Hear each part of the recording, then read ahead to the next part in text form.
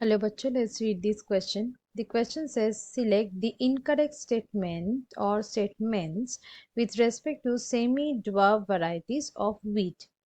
So इस question में 4 statements provide किए गए हैं और वो स्टेटमेंट्स व्हीट का जो सेमी ड्वार्फ वैरायटीज है उसके बारे में है.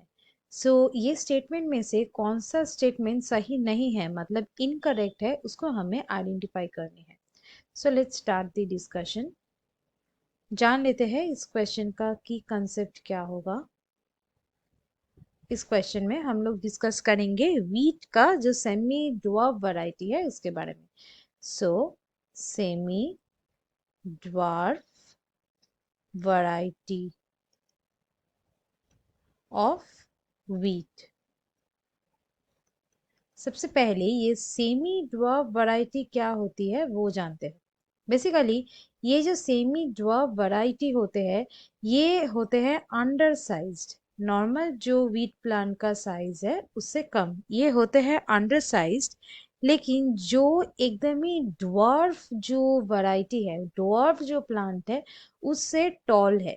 सो taller than dwarf variety.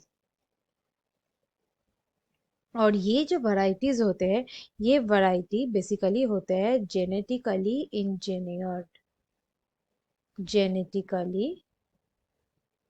Engineered variety होते हैं ताकि ये जेनेटिक इंजीनियरिंग ये प्रोसेस से वो वैरायटी में ये जो सेमी ड्वार्फ वैरायटी है इसमें कुछ डिजायर्ड ट्रेट्स क्या हो सके उसमें इंकॉर्पोरेट कर सके. इस वजह से ये हाई यील्डिंग वैरायटी होते हैं और पेस्ट डिजीज ये सब रेजिस्टेंट होते हैं. सो यहाँ पे आते हैं स्टेटमेंट्स में. जैसे पहला जो स्टेटमेंट है बोला गया है कि डेवलप्ड बाय नॉर्मन ई बोरलॉन्ग. सो आते हैं नंबर 1 में. सो ये जो साइंटिस्ट का नाम यहाँ पे मेंशन किया गया है नॉर्मन ई बोरलॉन्ग. ये थे एक एग्रोनॉमिस्ट और वो अमेरिका से बिलोंग करते थे. सो ये एक अमेरिकन एग्रोनॉमिस्ट थे.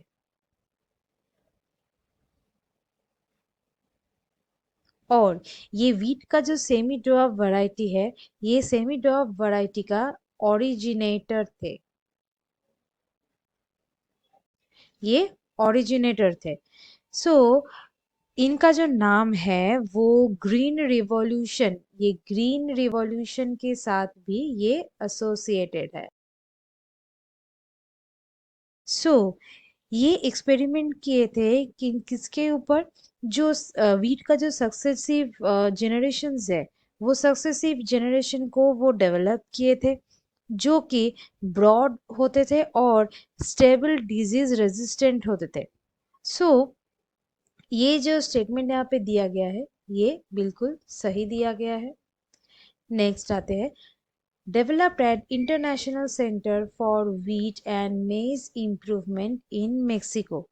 नंबर 2 में यहाँ पे जो स्टेटमेंट दिया गया है नंबर 2 यहाँ पे जो स्टेटमेंट दिया गया है वो बिल्कुल सही है क्योंकि ये जो सेंटर है यहाँ पर ही ये डेवलप किया गया था और ये मेक्सिको में सिचुएटेड है. ये ऑर्गेनाइजेशन ये नॉन प्रॉफिट ऑर्गेनाइजेशन है.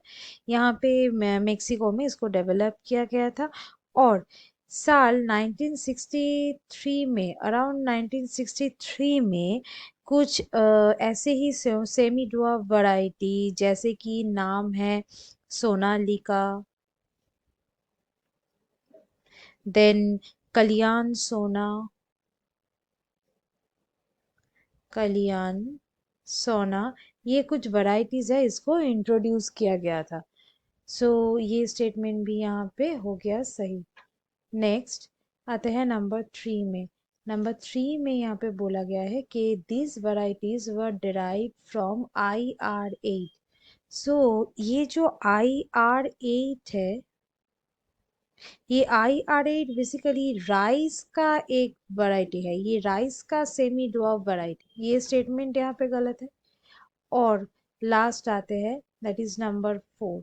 नंबर 4 में बताया गया है कि रिस्पॉन्सिबल फॉर ग्रीन रिवॉल्यूशन। सो ये ऑलरेडी यहाँ पे मेंशन किया है कि ये जो सेमी ड्वार्फ वैरायटी है, ये सेमी ड्वार्फ वैरायटी क्या होता है कि ये इसका जो प्रोडक्शन है, ये प्रोडक्शन बहुत ही हाई है, इसका प्रोडक्शन होते हैं high.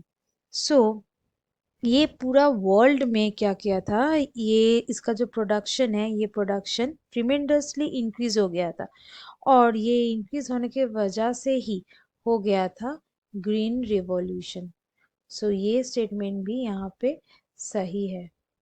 So incorrect statement select करना था, सो यहाँ पे ऑप्शन 3 हो गया correct answer. So students, hope you understood it well, best of luck.